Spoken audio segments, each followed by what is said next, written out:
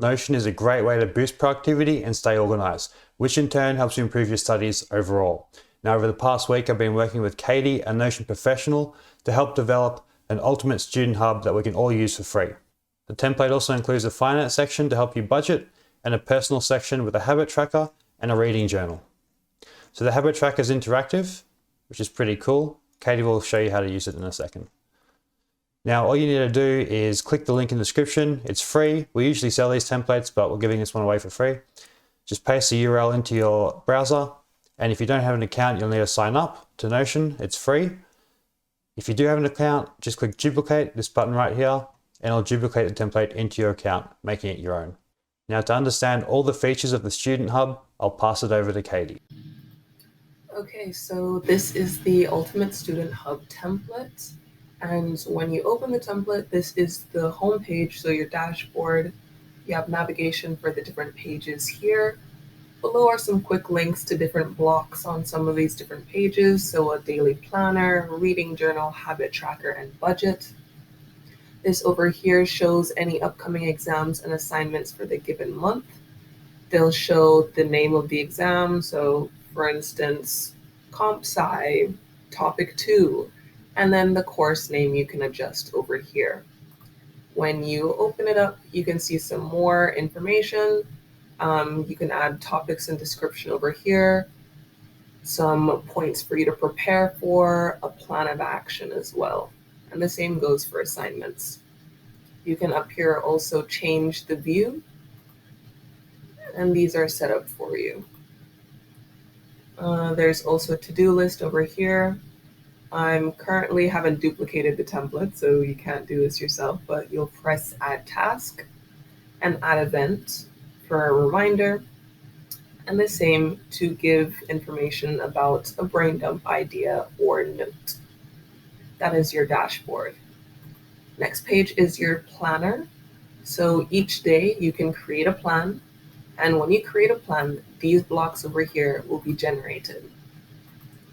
So if we open this up, you can change the name for whatever date it is today and add whatever tasks, priorities, goals, and notes you have for this day. And then similarly for the reflection for today, you'll write what you like, what you disliked, and some of your overall thoughts.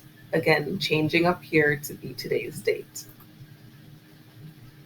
When you've then completed that, you can simply drag this into your weekly plan view for whatever day of the week it currently is.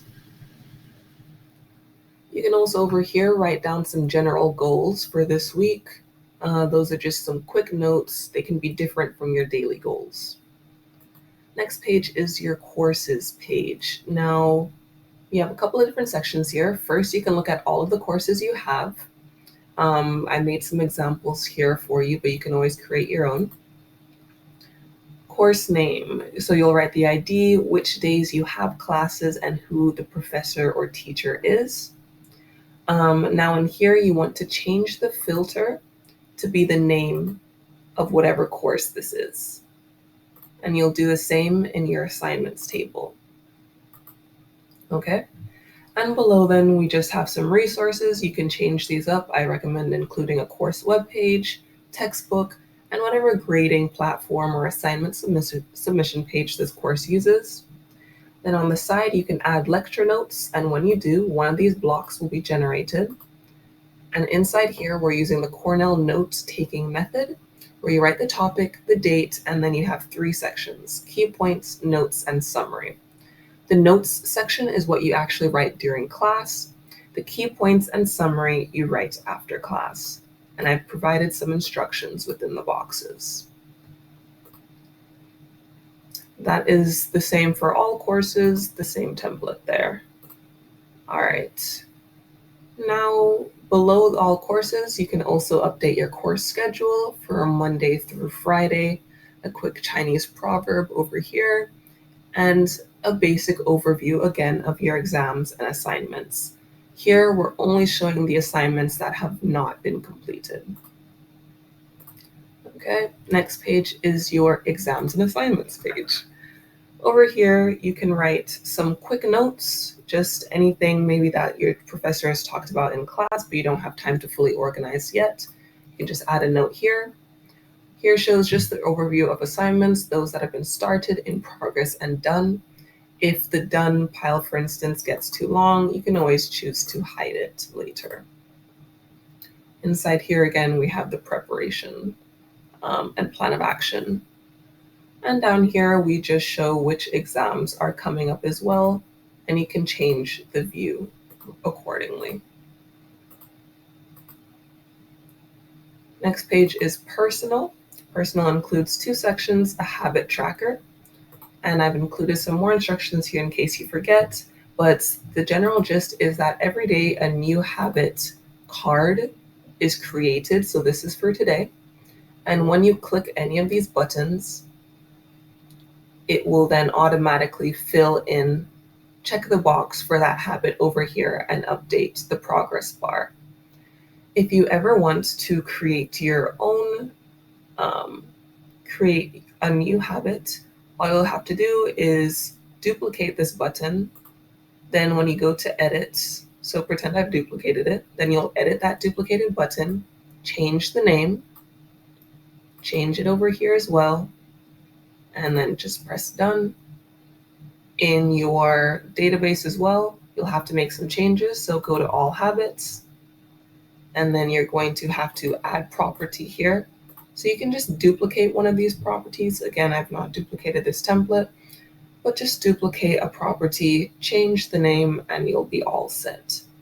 Make sure the name is the same as the name on the button. Okay, below that now we have our reading journal.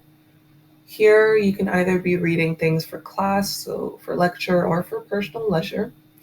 You can update your reading profile here, write your name, favorite book, and some other information. I've included two examples of resources, so Thrift Books and Kindle Unlimited, but you can add your own resources as well. Your reading is split into 3 different sections: those books that you're currently reading, the books that you have to be read, and then the books that you have already completed. There's a little progress bar in each section, as you can see. If you click on it, you'll get some more information to write your current page, number of pages, rating, etc., what you liked, what you disliked, and a basic summary of what you read. That is about all for your personal page. And our last page is finances. On your finances page, you have some financial goals, so you can add some goals, write the name of your goal and a quick brief description of what that goal is, and a few motivational quotes go here. Below, we have now split the finances by month, and as each year passes, just change the filter to be the current year. So I currently have it as 2023. Each month you can just create a new card. So an example here is of May. I've left the category and allocated amounts table empty so that you can choose to do with it as you please. You just write a category here and how much you'd like to allocate to it over there. This is then your transactions filter, database, and whenever you create a new month, just change the filter to be the days of this month. So we have the expense name or income name, whatever transaction name, the type, whether it's expense or income, the category. I've provided you with a couple of categories, today's date, some description, and the amount that was spent. For an expense, mark it with a negative sign. For an income, no sign is necessary. And you can just press back over here. Below that, now you can just see all the transactions all at once if you are ever curious. And that is just about it for your Ultimate Student Hub template. Hope you enjoy.